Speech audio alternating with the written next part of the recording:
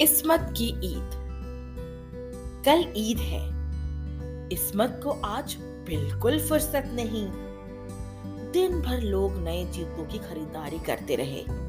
शाम होते होते इस्मत के सब जूते बिक गए। उफ! इस्मत ने सुकून की लंबी सांस भरी। चलो, अब मैं परिवार के लिए कुछ तोहफे खरीद लेता हूँ। वह जूतों की अपनी छोटी सी दुकान बंद करके कपड़े और चूड़ियों की दुकान की ओर चल पड़ा। अस्सलाम वालेकुम हमजा। इस्मत ने दुकानदार को सलाम किया। वालेकुम अस्सलाम। फरमाए, क्या खिदमत करूं मैं आपकी? दुकानदार हमजा ने पूछा। बेगम को ईद पर तोहफे में बुर्का देना चाहता हूँ, इस्मत ने कहा। यह लीजिए, हमजा ने एक बुर्का दिखाते हुए कहा। और अम्मी के लिए एक दुपट्टा, इस्मत बोला। यह कैसा रहेगा? हमजा ने चमकीले नीले रंग का एक दुपट्टा दिखाते हुए पूछा। दुपट्टे पर सलमा सितारा जड़े थे और बिटिया के लिए कुछ चूड़ियां भी दिखाए। हमजा ने इस्मत को तरह तरह की चूड़ियां दिखाई। चूड़ियां चुनना आसान नहीं था। सभी एक से बढ़कर एक सुंदर चूड़ियां थी।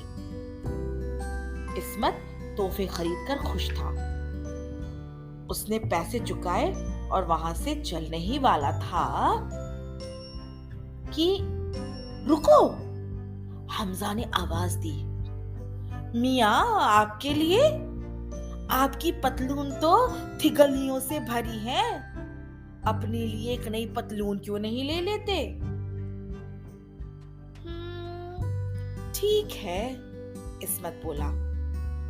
पर वो जब ढूंढने लगे तो सिर्फ एक ही पतलून मिली। इस्मत ने उसको पहनकर देखा। अरे, यह तो मेरे नाप से 4 उंगल लंबी है, इस्मत बोला। उसने अपनी दाढ़ी खुजाई और मुस्कुराते हुए हमजा को देखा। क्या आप इसे छोटी कर देंगे? माफी चाहता हूँ, हमजा ने कहा। आज नहीं, मुझे ईद की तैयारी करनी है। अपनी बेगम से कहिए ना। हाँ, ठीक फरमाया आपने, इस्मत ने सिर हिलाकर हामी भरी और जल्दी जल्दी घर की ओर चल दिया। वाह, बहुत खूबसूरत है। यास्मीन ने बुर्के को देखा तो खुशी से उछलते हुए कहा। मुझे यह रंग भी बहुत पसंद है। इसे मैं ईद पर पहनूंगी। फिर उसने इस्मत से पूछा, आपने अपने लिए क्या लिया? हाँ, इस्मत ने कहा, एक पतलून। यास्मीन ने पतलून उठाकर देखी। अरे, ये तो कुछ लंबी लगती है। हाँ, 4 अंगुल। आप इसे छोटी कर देंगी बेगम? आज नहीं, यास्मीन ने जवाब दिया। मुझे बिल्कुल फुर्सत नहीं है। कल ईद है और मुझे बिरयानी बनानी है। आप अम्मी से कहिए ना। इस्मत अपनी अम्मी हबीबा से मिलने गया। अम्मी, मैं आपके लिए तोहफा लाया हूँ। यह कहते हुए उसने नीला चमकीला दुपट्टा निकालकर उन्हें दिया। वाह, बढ़िया! दुपट्टा लेकर हबीबा बोली। मुझे यह रंग बेहद पसंद है। इसे मैं ईद पर ओढ़ूंगी। फिर वह इस्मत की तरफ देखकर बोली। अपने लिए भी कुछ लिया तुमने बेटा? हाँ, इस्मत ने कहा, एक पतलून। हबीबा ने पतलून उठाकर देखी। ये तो कुछ लंबी लगती है। हाँ, 4 उंगल अम्मी। क्या आप इसे छोटी कर देंगी? आज नहीं, हबीबा ने जवाब दिया। मेरे पास बिल्कुल वक्त नहीं है बेटा। कल ईद है और मुझे शीर खुरमा बनाना है। माँ जबी से कहो, वह जरूर कर देगी। इस्मत अपनी बेटी माँ जबी से मिलने गया। बिटिया देखो मैं आपके लिए क्या लाया हूँ, इस्मत ने कहा और चूड़ियां निकालकर सामने रख दी।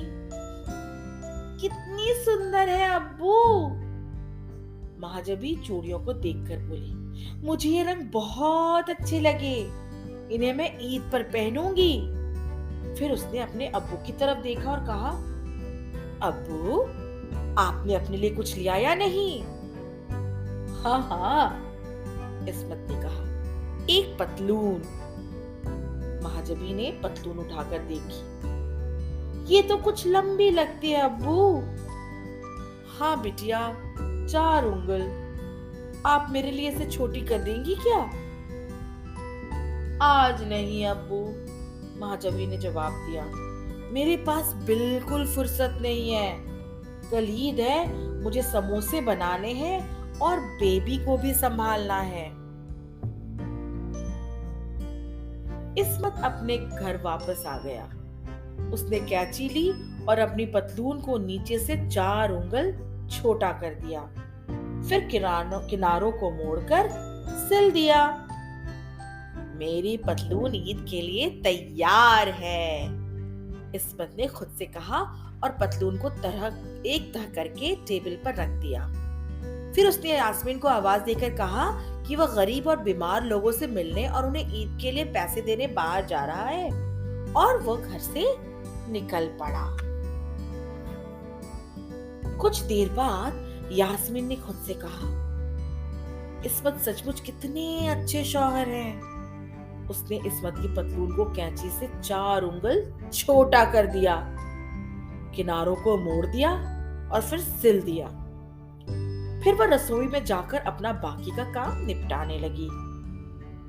जब हबीबा को शीरखुरमा बनाकर फुर्सत मिली तो उसने सोचा, इस्मत सचमुच कितना लायक बेटा है।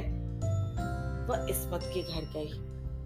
हबीबा ने इस्मत की पतलून उठाई, उसे नीचे से 4 उंगल छोटा कर दिया, किनारों को मोड़कर सिल दिया और फिर तह करके टेबल पर रख दिया। फिर वह वापस आकर रसोई का बचा हुआ काम निपटाने लगी। जब महाजबी को समोसे बनाने से फुर्सत मिली तो उसने सोचा, हाय मेरे अब्बू सचमुच कितने अच्छे अब्बू हैं। वह इस्मत के घर गई। उसने पतलून उठाई, उसे नीचे से 4 उंगल छोटा कर दिया, किनारे को मोड़कर सिल दिया और फिर तह करके टेबल पर रख दी। फिर वह अपने घर वापस लौटकर रसोई का बचा हुआ काम निपटाने में लग गई। अगली सुबह सब मस्जिद जाने के लिए इस्मत के घर पर जमा हुए। यास्मीन ने अपना बुर्का पहना, हबीबा ने अपना चमकीला नीला दुपट्टा ओढ़ा और महाजबी ने अपनी रंग बिरंगी चूड़ियां पहनी। इस्मत, यास्मीन ने कहा, आप भी अपनी नई पतलून पहनिए। हाँ पहनता हूँ बेटा, पीछे से हबीबा ने आवाज लगाई। आप भी तो अपनी पतलून पहनिए। हाँ हाँ अम्मी पहनता हूँ भाई, इस्मत ने कहा। तब तक महाजबी भी आ गई। अब्बू आप भी अपनी पतलून पहनिए ना, उसने कहा। इस्मत ने उनकी ओर देखा और सोचा, ये सब कितने अच्छे हैं। इनके पास मेरी पतलून छोटी करने के लिए बिल्कुल फुर्सत नहीं तो क्या है, तो बड़े अच्छे। इस्मत अपनी नई पतलून पहनने के लिए कमरे में गया। उसकी अम्मी, बेगम और बेटी अपने चेहरे पे मुस्कान लिए उसका इंतजार कर रही थी। अचानक कमरे से आवाज आई, ओ आ या अल्लाह, क्या हुआ? यास्मीन ने घबराकर पूछा। क्या बात है?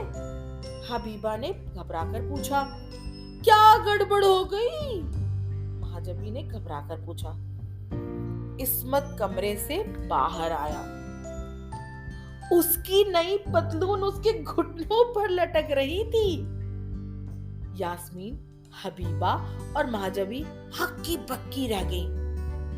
मैंने इसे काट कर 4 अंगुल छोटा कर दिया था। यास्मीन ने कहा, मैंने भी इसे काट कर 4 अंगुल छोटा किया था। हबीबा बोली, और मैंने भी इसे काट कर 4 अंगुल छोटा कर दिया था। महाजबी ने कहा, पर मैंने इसे काट कर 4 अंगुल छोटा किया था। इस्मत ने कहा। एक पल के लिए सन्नाटा छा गया। फिर इस्मत जोर जोर से हंसने लगा और सब हंसने लगे। चलो टुकड़ों को वापस सिल देते हैं, यास्मीन ने कहा। हाँ हाँ, इस्मत ने कहा। यास्मीन, हबीबा और महजबी उसकी पतलून को दुरुस्त करने में जुट गए। कुछ ही समय में इस्मत की पतलून तैयार थी और माशाअल्लाह बिल्कुल फिट। सब ईद के अपने लिए नए कपड़े पहनकर खुशी खुशी मस्जिद गए।